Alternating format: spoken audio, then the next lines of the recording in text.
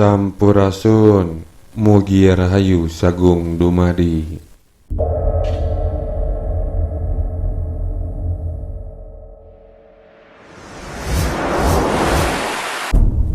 Di manakah makam Nyai Subang Larang?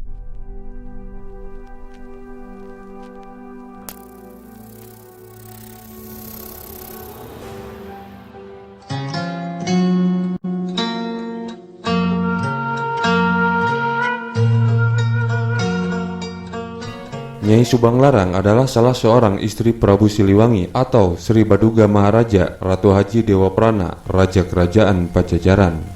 Nyai Subang Larang melahirkan 3 orang anak yang kelak menjadi para penguasa di Cirebon.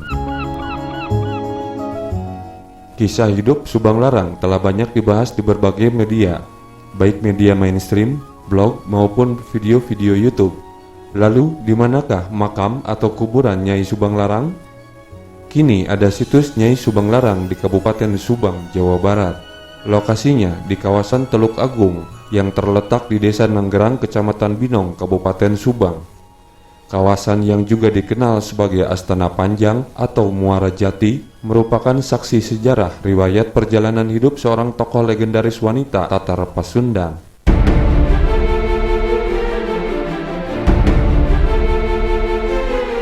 Mengutip naskah cariosan Prabu Siliwangi yang ditulis dengan bahasa Jawa Cirebonan dan aksara Carakan pada tahun 1435 Masehi yang ditulis di atas daluang atau kertas kulit kayu, menyebutkan nama Nyai Merajalarang Tapa Dyah Subang Larang.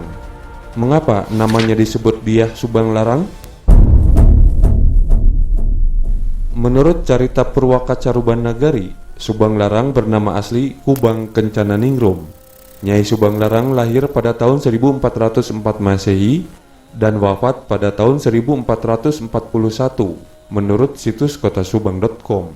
Sementara ada kisah lain yang menyebutkan Subang Larang wafat pada usia 40 tahun. Dengan demikian, mestinya ia wafat pada tahun 1444.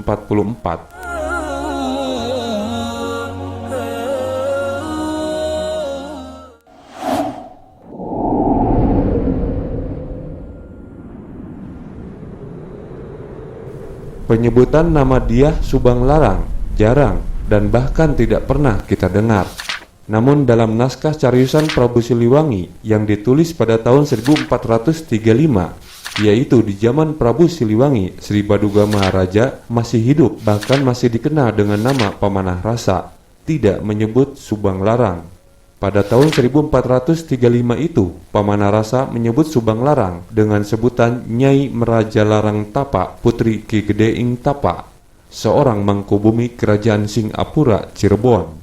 Penyebutan Subang Larang ada pada naskah carita Purwaka Caruban Nagari yang merupakan karya Pangeran Arya Cirebon pada tahun 1720. Ada perbedaan 300 tahun dari naskah cariosan Prabu Siliwangi. Kita akan mengambil sumber naskah terdekat dari peristiwa sosok sejarah ini. Mengapa dalam teks naskah yang lebih tua tidak menyebut Subang Larang? Kita lihat penyebutan dalam salinan naskah cariosan Prabu Siliwangi pada tahun 1675 yang kini disimpan di Museum Gesan Ulun, Sumedang. Pada naskah salinan ini menyebutkan Nyai Merajalarang Tapa Dyah Subang Larang. Munculnya kata Dyah pada naskah belakangan memiliki maksud yang kira-kira setara dengan almarhum atau almarhumah. Jadi dapat kita simpulkan dalam kalimat Nyai Merajalarang Tapa yang almarhumah di Subang Larang. Nah, dari sinilah kita dapat mengerti dan paham mengenai keberadaan makam Subang Larang di Kabupaten Subang. Meskipun kata Dyah dapat disetarakan dengan kata almarhumah di atau yang berlalu di, tidak serta-merta menunjukkan secara pasti lokasi makam. Berbeda halnya dalam naskah Sunda kuno menyebut Lumahing yang artinya dikebumikan di. Istilah Sang Lumahing atau Sang Mokta Ing lebih pasti keberadaan lokasi pemakaman sang tokoh. Berbeda dengan kata Dyah, bisa jadi sang tokoh menghembuskan nafasnya atau wafat di lokasi yang disebutkan seperti Dyah Subang Larang, yaitu ia yang wafat di Subang Larang. Dalam konteks ini, berdasarkan penelitian tim dari Kabupaten Subang, berkeyakinan bahwa situs makam Subang Larang yang terkait sejarah itu memang berada di Kabupaten Subang. Kini statusnya telah menjadi cagar budaya. Dalam naskah lain, nama Subang Larang disebut pula sebagai Dewi Kumalawangi.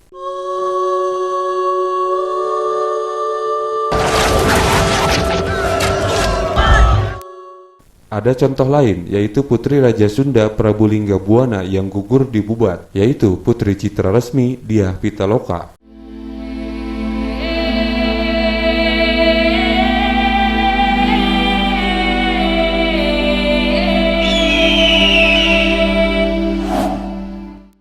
Menurut Zoetmulder, dalam bahasa Jawa kuno, kata Dyah menunjukkan penghormatan. Kata Pitaloka berarti dunia nenek moyang, atau dunia para leluhur, atau swarga, atau sorga. Artinya memang putri tersebut telah tiada. Lalu kata Citra berarti perwujudan cemerlang, demikian Zoetmulder menjelaskan. Dan rasmi atau rasmi berarti keindahan yang cemerlang, sinar cahaya cemerlang. Dengan demikian, citra resmi dapat diartikan sebagai cahaya yang cemerlang, cahaya yang indah menyenangkan. Citra resmi Dyah Pitaloka, singkatnya kita dapat menyusun kalimat seperti demikian: Putri Citra Resmi yang berlalu di Pitaloka, atau Putri Cemerlang telah berlalu di Swarga Loka. Namun, istilah Dyah ini tidak menunjukkan di manakah Citra Resmi dimakamkan atau diperabukan atau didarmakan. Zoetmulder berkesimpulan bahwa Citra Resmi diperabukan di Citrawulan atau Trawulan atau Trowulan, ibu kota Majapahit di Jawa Timur. Ada lagi beberapa sumber menyebutkan bahwa makam Citra Resmi Dyah Pitaloka berada di Galuh.